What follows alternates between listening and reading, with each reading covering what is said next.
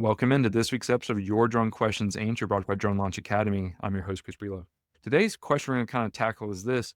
What are some of the challenges facing drone utilization in the natural resources? So to tackle this question, I'm super excited to welcome actually my first live double guest from the Carolina Drone Lab. We got Troy Walton and Susan Cohen. Troy, if you could get us started, just briefly introduce yourself and I'll have Susan go right after. Yeah, sure. I'm Troy Walton. I work for the Carolina Drone Lab, which is based at the Institute for the Environment at UNC Chapel Hill. I've been with them for about 3 years, but I've been working with UNC for probably 7 or 8 now, I guess. I got linked up with Susan when I was freshly out of the Marine Corps. That's how I kind of got started into drones. I started as an artillery officer and then applied and got selected to transition over to the drone community. So we were flying like 400-pound drones. I was specifically with the RQ-7 Shadow, decided to leave the Marine Corps due to family. So decided to seek work in the public sector and just happened to stumble into a job doing drones. We were taking pictures of citrus down in Florida mostly, and we kind of had no idea what we were doing. So I started to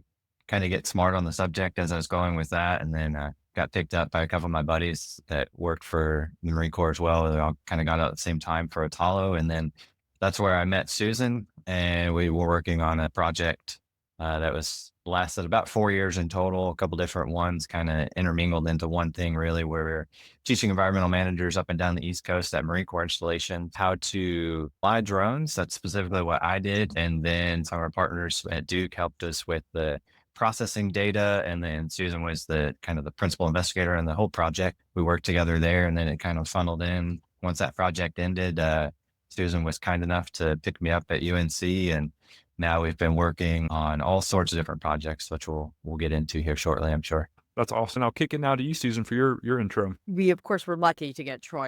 And I haven't really been at UNC much longer than Troy. I came here in 2018. I left over 20 years of federal service. I started with the USDA Forest Service. All my degrees are in forestry. Know way less about drones than Troy does, that's for sure. But I bring some other skills to the drone lab. So I work at the UNC, the Cardinal, the Carolina Drone Lab, of course, inside the UNC Institute for the Environment. And then prior to coming here, I worked for the Forest Service and I worked for the Department of Defense, specifically the Navy. And my work was at Marine Corps Base Camp Lejeune. So there were all these intersecting drones, natural resource civilians, which is the kind of work I do in natural resources and management and applied science. We all kind of found our way together for these projects that Troy mentioned. We put that environmental natural resource book into Troy. He just loved it. He loved the debate of the challenges and just sort of the interesting science that you get to do and all the benefits to the people at the end. So I'm more of an ecologist, forester person than a drone person, actually. Yeah. When it comes to some of these projects that y'all are working on or have worked on at the lab, and you're partnering with maybe the federal agency or whoever y'all's collaborator or your client really is, what about tool selection or anything else you might want to talk about? How do y'all navigate those challenges of what tool for the job? Obviously, there's like the task at hand, but also maybe some other regulatory or legality things that might influence I that. think the regulatory thing, it was probably where I was going to start at, actually, because along the same lines of most people that we work with do not have the drone experience. And like with my background, I had the drone experience, but in my undergraduate degree of professional aeronautics, we spoke about exactly 0 environmental issues that were going on with climate change, et cetera. So I was kind of the opposite of most people. So when we're going to work with these managers, they all have the expertise in the field. But then when we're trying to talk about creating this imagery and orthomosaics and a super fine resolution imagery that we're working with, they don't understand a lot of the issues on how we're collecting that. So doing some work on DoD installations, let's say, and there's obviously a ton of regulatory issues on what we can and cannot fly, all of the permissions that are required. And when we did one of our projects on a base down in Florida a few years ago, it was the first time that it had been done, apparently, where we were trying to collect imagery along the shoreline on this installation. And I was talking to the installation. They're like, well, the FAA needs to approve it. So then I talked to the FAA and they're like, well, the base needs to approve it first. And so it was like kind of this rotating triangle of, well, she said this and he said that. So understanding just the very basics of who is the approving authority for said data collection can be an issue. And then of course we can get into the next of like the actual equipment that we're utilizing. So we had a huge change in that DoD project that I mentioned in the introduction, right in the middle of it when the 2020 NDAA was published, and kind of shut down our project almost for a while. And we were scrambling to figure out, okay, how do we salvage this? We had a Swiss drone, but it had Chinese components in it. How do we manage and navigate this? And there was a waiver process for it, which was not very straightforward and was a very lengthy process. So from the time that you start the waiver until the waiver is approved, like you started at the local installation level and then get it approved by the waiver board at large Department of the Navy, that was like a 2 to 3 month process. There are no shortage of issues. Yeah. I guess, what would you like to say to that as far as how y'all navigate that, or how would anyone, or how are others navigating the sort of moving, rug that gets put out from under people? What can I use today? Can I use it next week? Can I use it next quarter, next month, and so on? Absolutely. And you need a different, every drone does something a little bit differently. So we all know there's a blue list, right? And this is a list that has been deemed cyber secure. The drones have passed mission assurance, right? These are drones that, well, you still need the commanding officer of an installation to sign off on your flying drones on their bays. The drone piece is done. The drone piece is approved, and the commanding officer doesn't have to worry about that.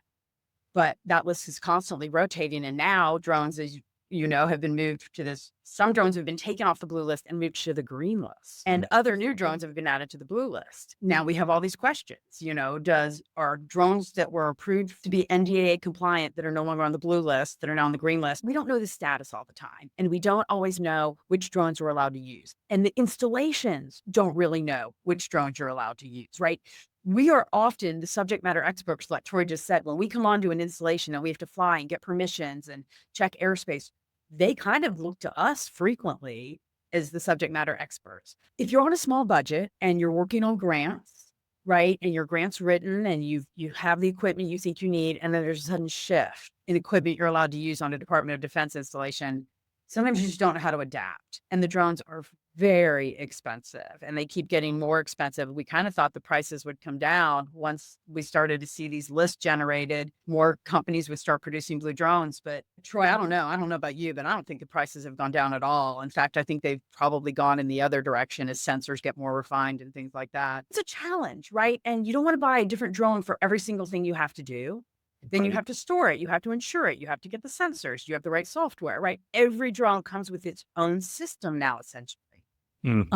And maybe you can't fly a fixed wing. Maybe you want a VTOL, but you don't have a VTOL, so you have to use this little quadcopter. So then you have to do 4 different missions because the battery life, it is never ending. I think it takes people like Troy, who have been in the drone world and working with different platforms for so many years. They have an ability to sort of adjust and pick up the information and then pivot really quick. So I think that's really important. And just to go back just a second to before we started talking about this and how Troy and I kind of have these different skills, I think all of our projects require this kind of approach now, this interdisciplinary approach where nobody can know everything. So we have to have lots of different partners, and work is way more collaborative now than it was even 5, 10, definitely like 15, 20 years ago. It's extraordinary how many different disciplines get involved in potential drone work. It's really amazing. Yeah. But I guess any interesting collaboration stories you might want to share, recent project or whatever, where y'all maybe overcame some of these challenges, but something really cool came out of the effort? Yeah, I think we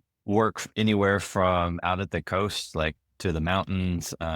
We have a service contract with the Environmental Protection Agency for aerial emission sampling, where they have a payload, but they're not allowed to fly it. So they contract us at UNC to go. And so we've been out to Konza Prairie Biological Station in Kansas the past 3 or 4 years, I think, where they're doing very small grass plots, trying to learn the dynamics of fuel and the different ignition patterns. And then we also do like these large watershed burns that they call it, which were 100 acres plus. And so, like Susan mentioned, all the different agencies that come out, we have multiple different drone universities that are studying. We've had like 3 or 4 different drones flying on the same fire. There's different, the Forest Service comes as well. So it kind of takes like this one project where a whole bunch of collaborators will come in, and whether they're funded by the same project or a different one,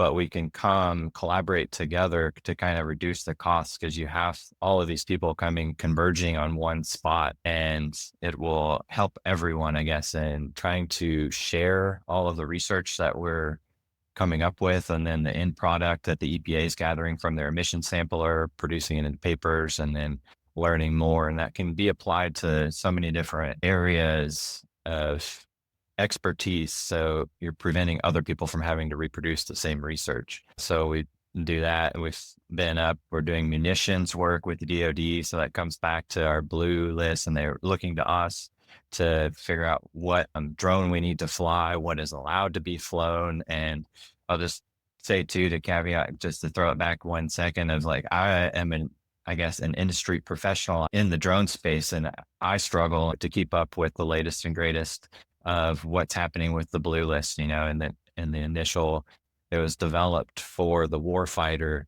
and then we're trying to apply it for natural resources. And that has been a large struggle for a lot of things. We're flying Alta X now for our EPA work, and inspired flight drones, and with the changing of taking it off and back, all those things, it's a whole rigmarole all of the time.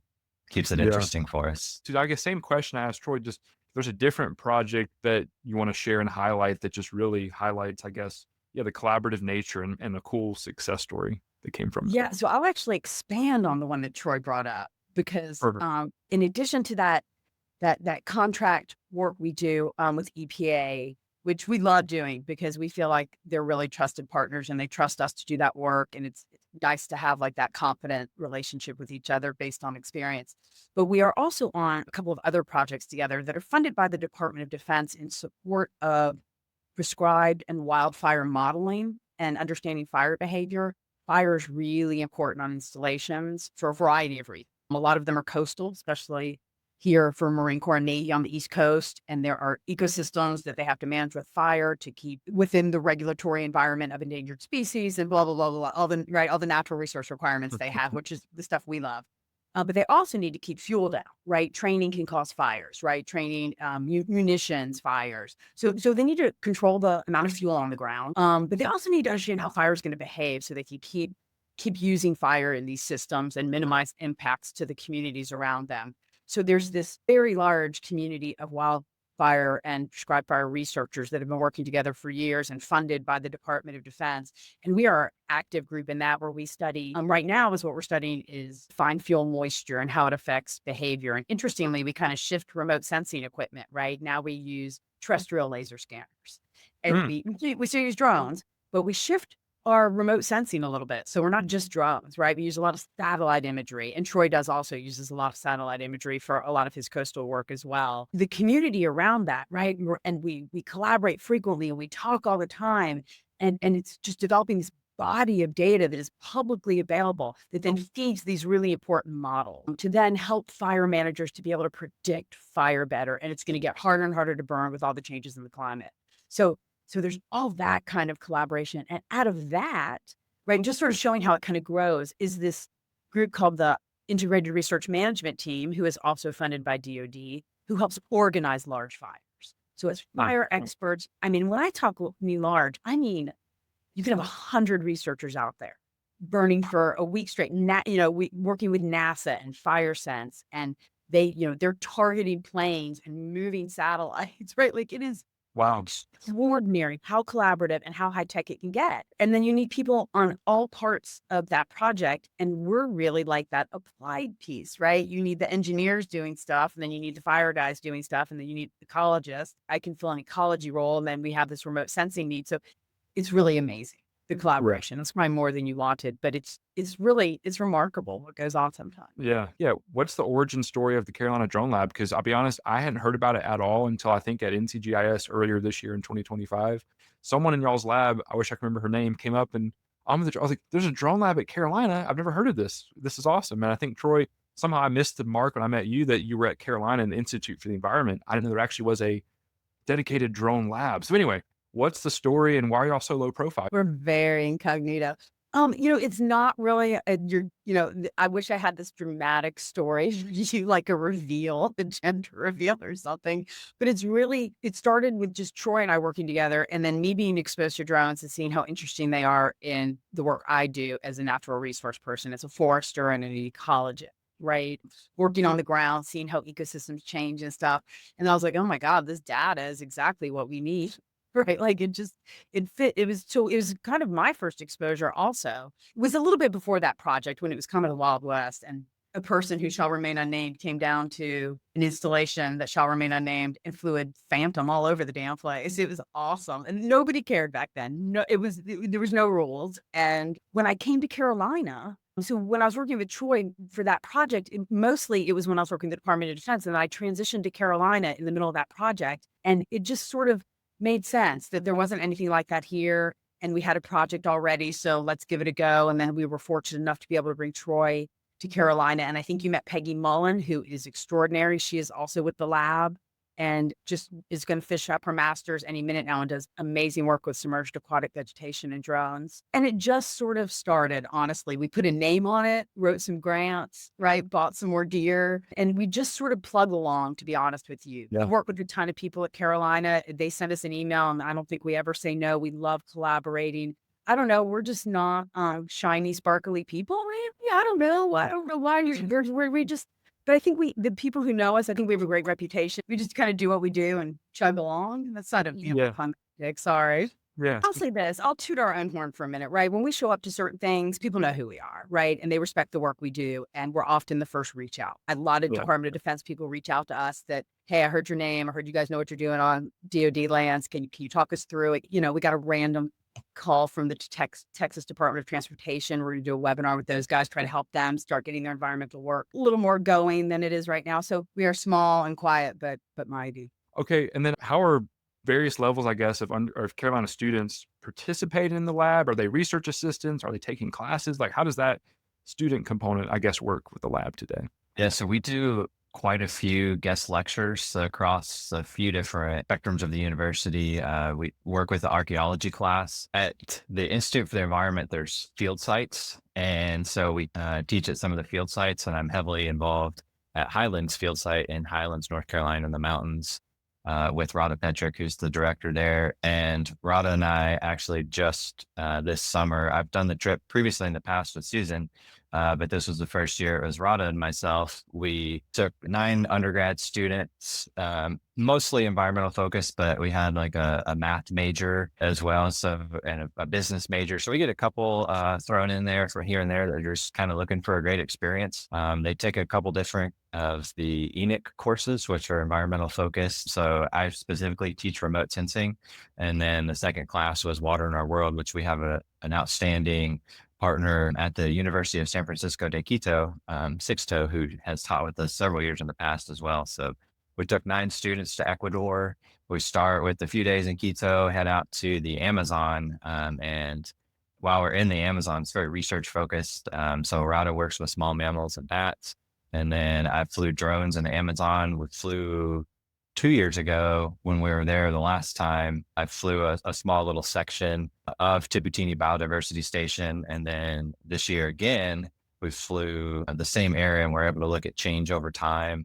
So, actual drone flying is like maybe 10%, but then same thing, my master's is in GIS. But we're kind of spending a lot of time of processing the data, looking at all of these different ecosystem changes that we have the benefit of when we're looking at the centimeter scale of like 3 centimeters, I think was the ortho. And, just flying in the Amazon is just a super unique, amazing experience. I took off from one little hole. Then you fly like a few meters and you lose the signal. So I actually had to go fly off the front of a boat, a canoe. We'll call it a boat, might be a stretch of the imagination, a canoe that's motorized in the middle of the Tiputini River, off the front of it, hand launching a Paradonosi, just a little small drone. And then we also went over to Galapagos for about a week and a half with the students as well. So it's just a really cool experience that we get to do where we're focusing on remote sensing. We teach a lot about the drone lab, all the different projects that we're utilizing. So we get into RGB, multispectral cameras, et cetera, and kind of introduce the students to drones for natural resources. And, most of them have no experience with that. And so it kind of enlightens them a little bit on drones and remote sensing and how they kind of fit in, merge together. And then, of course, with the GIS tied into it as well. Yeah. And Chris, I'll just add super quick. We do hire interns and research assistants when we have a grant that supports that. And it just kind of comes and goes, and students can just reach out to us. And we always answer their emails and stuff. So there are opportunities. Okay. And on that note, then y'all hosted a pretty interesting event, if I'm not mistaken, maybe a few months back. Was it collegiate drone racing or something along those lines? Tell us about that. And it was awesome. It was the National Collegiate Drone Racing Championship. We were approached by some folks that we had interacted with that run the whole thing. They run the Collegiate Drone Racing Association. And a colleague of ours, Joseph Sharp, who's in biomedical engineering here at UNC, who is a drone racer. We all ran into each other. We host these things called Free Fly Fridays at Horace Williams Airport. We invite the Carolina community to come out and fly with us. And everybody came out. And we just got this email out of the blue one day and said, "Hey, we loved the space. Would you guys be interested in hosting this?" And I was like, absolutely. Shout out to UNC leadership for giving us permission, right, to host this event. It was amazing. You can go see videos and photos on our website, which I know you're going to post somewhere. I'll be honest, I had no idea what was going to happen, right? Like, I would see drone racing every once in a while on ESPN and like just keep clicking past it, just total honesty. But it was amazing. All the universities that came and these teams of students, and they are so smart and so interesting and talk about collaboration. And they do all this work on these drones and they race it. And when you see it in person and you see these teams of college students working together on this, I'm so glad we did it, even though it was kind of a pain, right? Like, organizing stuff like that is never like a joy. It was so amazing and so fantastic that if they come back to us again, I will absolutely try to host it again here. It was wonderful. Go watch the cool video. There's like the video about the it was just wonderful. It was so surprising. I love being able to be surprised like that. Like, I don't know what I expected, but I didn't expect that, and I should have, because it was great. That's awesome. So just where was it at the golf course, or where was the event actually? So Horace Williams Airport was the old UNC private airport off of Estes, kind of by MLK in Carolina North, and it was closed many years ago. And we use that airport for training. We use that airport to test our equipment. We haven't flown it in a while, and we're about to go out. We'll get the equipment out and fly it there. It's this very controlled environment. It's an old airport, right? And again, thanks to UNC for letting us use that space. It's a great confined area to work on whatever you need to with drones. And it was perfect for drone racing. It was great. Sure. Yeah, that's awesome. Thanks so much for coming on this week. Really fascinating discussion. Hopefully not too much inside Carolina baseball for our other listeners who are not from North Carolina, but I really enjoyed that aspect as well. All this cool research, the Galapagos and Ecuador and all these things. Where do folks find any of this cool content and what the lab is up to? How can they follow along or get involved? Yeah, so we have our website, of course, which is tarheels.live/Cardinal, CARDNL. Then we have an Instagram handle as well, which is UNC_Cardinal. And if you just Google us, you can find us as well. Right. Awesome. If you just type in UNC Chapel Hill Drone Lab, we'll pop up for sure. Perfect. Thanks so much for coming on. And for our listeners, as always, got a question you want us to tackle on this show, just visit ydqa.io or shoot me an email at chris@dronelunchacademy.com. Until next time, have a great week.